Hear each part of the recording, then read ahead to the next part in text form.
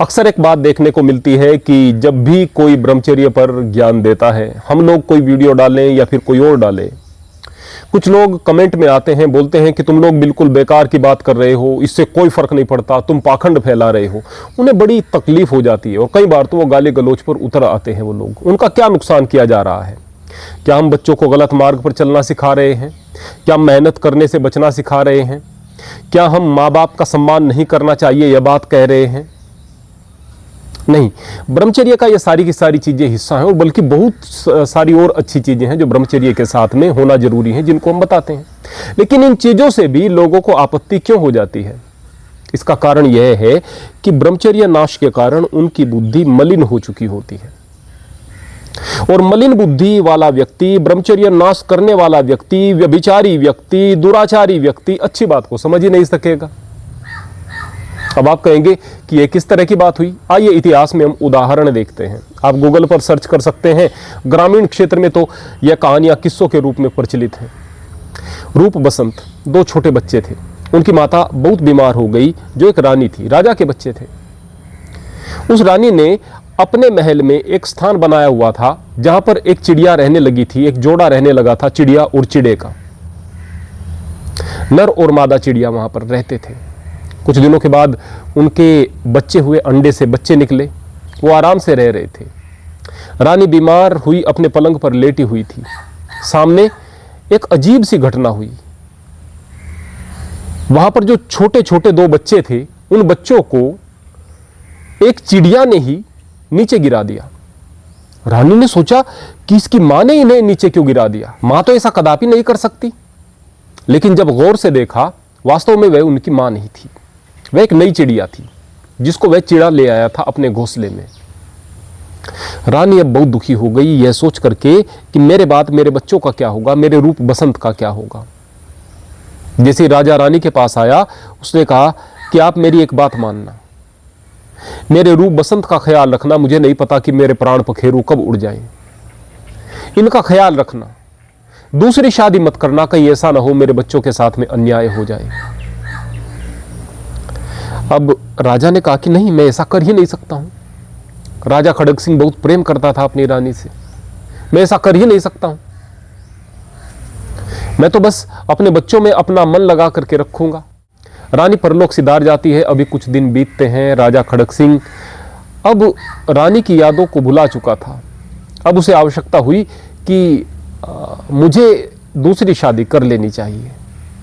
एक कम उम्र की नवयौवना लड़की से उसने विवाह कर लिया। राजा की उम्र अभी काफी हो चली थी। राजा था, उसके लिए लड़कियों की तो कोई कमी थी नहीं। लेकिन राजा से उस लड़की का मन भरना शुरू हो गया जो कि विवाह करके राजा के पास में आई थी। जवान थी, मन में कामवासना थी। राजा अभी बूढ़ा हो चुका था। एक दिन हुआ ऐसा कि रूप और बसंत खेल रहे थे। गेंद अचानक रानी के महल में चली जाती है। रूप वहां पर गेंद को लेने के लिए रानी के महल में चला जाता है। 16 वर्ष का रूप, बहुत सुंदर। उसको देख करके उसकी सौतेली माँ उस पर कामातुर हो जाती है और कहती है कि तुम मेरे साथ में आओ, और उनसे प्रणय निवेदन करने लगती है। रूप कहने लगा, माँ ऐसी कैसी बात कर रही हो तुम? ऐसे अधर्म की बात कैसे की जा सकती है? रानी ने कहा कि मैं तुम्हें मरवा दूंगी, तुम्हारी हत्या करवा दूंगी यदि ऐसा नहीं करोगे तो। यहाँ घर की बात घर में रहेगी, किसी को पता नहीं चलेगा और हमारा तुम्हारा रिश्ता इसी प्रकार चलता रहेगा। हम तुम एक जोड़ी के हैं, एक उम्र के हैं। तुम्हारा पिता बहुत ज्यादा उम्र का हो गया है, हमारी उम्र काफी नजदीक है एक दूसरे के। जब रूप ने साफ इनकार कर दिया तो रानी ने बहुत सारी झूठी बातें, झूठे आरोप राजा के सामने प्रस्तुत किए। राजा बड़ा क्रोधित हो गया। उसने रूप और बसंत को मरवाने का आदेश दे दिया। जहां रूप और बसंत में राजा के प्राण बसते थे, पुत्र थे उनके। आगे तो उम्मीद भी नहीं थी कि दूसरे कोई उनके बच्चे होंगे या नहीं होंगे। अपने बच्चों से बढ़कर क्या हो सकता है? लेकिन जब एक व्यक्ति कामातुर होता है, जब एक व्यक्ति वासना में अंधा होता है, जब एक व्यक्ति ब्रह्मचर्य नाश की पराकाष्ठा तक पहुंच जाता है, उस वक्त उसके मस्तिष्क से सोचने समझने की क्षमता चली जाती है। राजा ने उन्हें मरवाने का निर्णय कर लिया। लेकिन राजा का वजीर बहुत समझदार था। उसने कहा, महाराज आप एक काम करें, इन्हें देश निकाला दे दें। आपकी नज़रों से दूर होंगे तो आप इन्हें मरा ही समझें। दोबारा राज्य में नहीं आ सकेंगे ऐसा आदेश दे दें, लेकिन मरवाए नहीं। क्या पता विधि को क्या मंजूर है, क्या पता कौन सी हकीकत कल सामने आती है। राजा कहने लगा कि वैसे कोई हकीकत सामने नहीं आनी, जो हकीकत सामने आने वाली थी वो आ चुकी है, लेकिन फिर भी तुम्हारे कहने से मैं ये कर देता हूं कि इनको दोबारा यहाँ पर आने की इजाज़त तो नहीं होगी। ये देश से बाहर निकल जाएंगे, जंगल में रहें, कहीं रहें, जिए मरे, मुझे कोई फ़र्क नहीं पड़ता। पूरनमल के कहानी के विषय में बात करें तो राजा सलेभान की पत्नी इच्छरा देवी को कोई बच्चा नहीं था। गुरु गोरक्षनाथ की कृपा से, उनके आशीर्वाद से, उनके इलाज से एक पुत्र रत्न की प्राप्ति होती है। उस पुत्र का नाम पूर्णमल रख दिया जाता है। पूर्णमल धीरे धीरे बड़ा हो रहा था तो उसकी खूबसूरती के चर्चे चारों ओर फैलने लगे। राजा को लगा कि कहीं मेरे पुत्र को नज़र न लग जाए। उसको बाहर निकलने से मना कर दिया गया। महल के अंदर ही रहना है, अपनी कोठरी में ही रहना है। बोहरा बोलते थे उसको कि इस बोहरे में ही रहना है।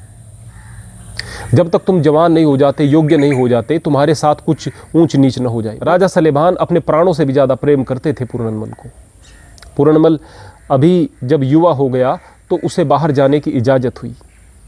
उसके सामने प्रस्ताव रखे गए कि 360 राजकुमारियों के तुम्हारे लिए रिश्ते आए हैं, बताइएगा किससे शादी करोगे। तो पूर्णमल ने कहा कि मैं आजीवन अविवाहित रहूँगा, ब्रह्मचारी रहूँगा और मैं किसी भी प्रकार से शादी वगैरह के बंधन में नहीं पड़ूंगा। मैं तो परमात्मा की भक्ति में अपना जीवन गुजारना चाहता हूँ। राजा को चिंता होने लगी। राजा ने कहा कि तुम अपनी छोटी माँ के पास में जाओ, वह तुम्हें चीज़ें समझाएगी। छोटी माँ नूना देवी जिसको बोलते थे, उसके पास में भेज दिया गया। वहाँ पर नूना देवी उसको देख करके इतनी मोहित हो गई, इतनी आकर्षित हो गई और उससे ठीक उसी प्रकार से प्रणय निवेदन करने लगी। ठीक उसी प्रकार से जिस प्रकार से रूप बसंत की माँ ने, सौतेली माँ ने रूप बसंत के साथ में किया था, वही घटनाएं सामने आने लगी। बिल्कुल सत्य किस्से हैं और पीढ़ी दर पीढ़ी ये सुनाए जा रहे हैं। पूर्णमल ने कहा कि माँ, तुम तो मेरी माँ हो, मेरे लिए तो दुनिया की हर स्त्री माँ है। मैं तो विवाह के बंधन में भी नहीं बंधना चाहता, तुम किस तरह की बात कर रही हो। उसकी इस तरह की बातें सुन करके नूना देवी को बड़ा गुस्सा आ गया, बड़ा क्रोध आ गया। पूर्णमल वहाँ से चला जाता है, लेकिन उसका रुमाल वहाँ पर रह जाता है।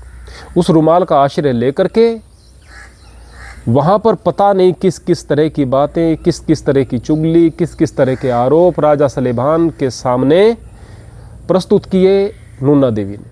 अब राजा सलेभान नूना देवी के मोह जाल में, प्रेम जाल में, वासना में इतना अंधा था कि सही गलत का निर्णय नहीं कर पाया और उसने अपने उस इकलौते, अपने प्राणों से प्यारे, बहुत अच्छे एक भक्त किस्म के बच्चे को मारने का आदेश दे दिया। यह भी नहीं सोचा कि जो शादी के लिए तैयार नहीं हो रहा, यह भी नहीं सोचा कि इतनी सारी सुंदर राजकुमारियों के उसके लिए रिश्ते आ रहे हैं, उनसे भी मना कर रहा है, तो इसको मरवाया जा सकता है क्या।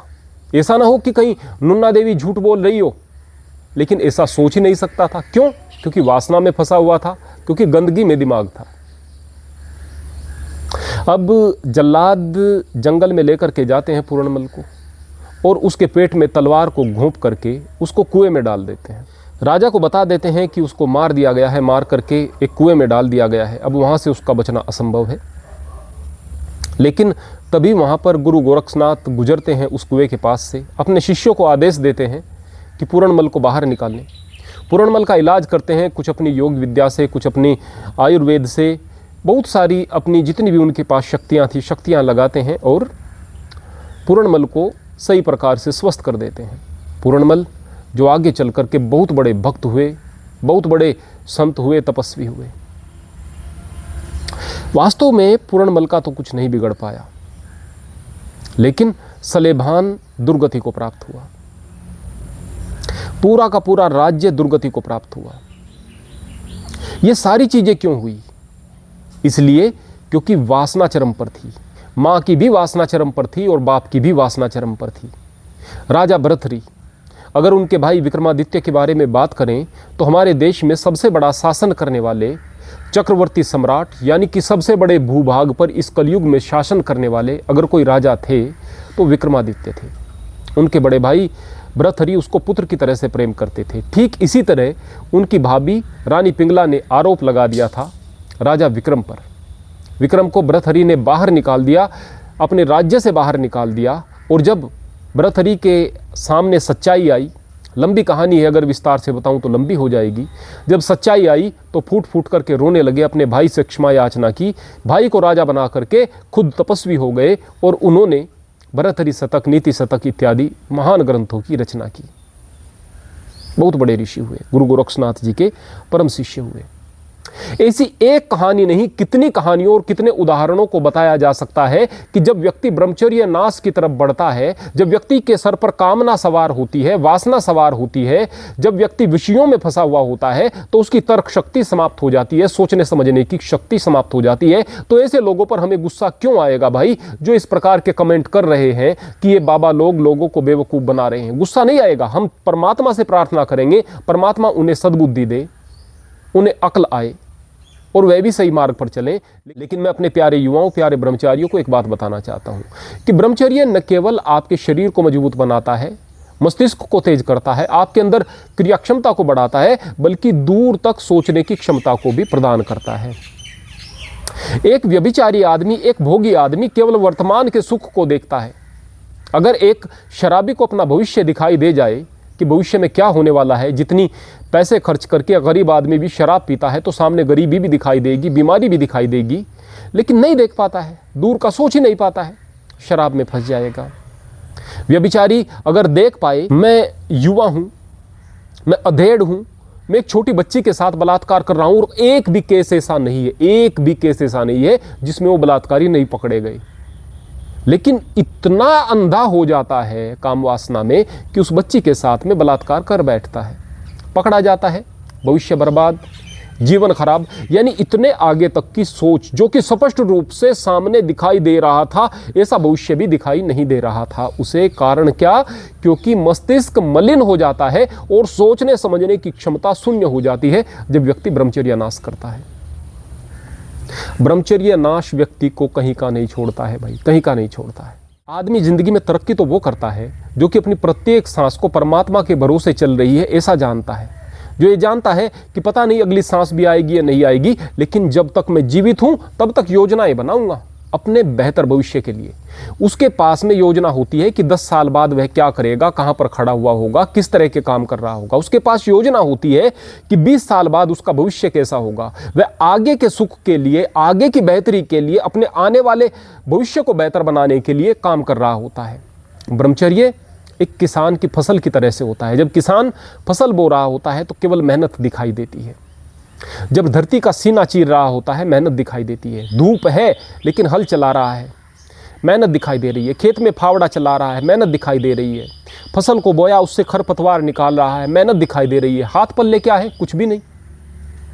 लगातार मेहनत कर रहा है, लेकिन उसे पता है कि एक दिन यह फसल बड़ी होगी और यह जब अनाज बन करके घर में आएगी तो न केवल मेरा पेट भरेगी, पूरे देश का पेट भरेगी, लोगों का भला करेगी।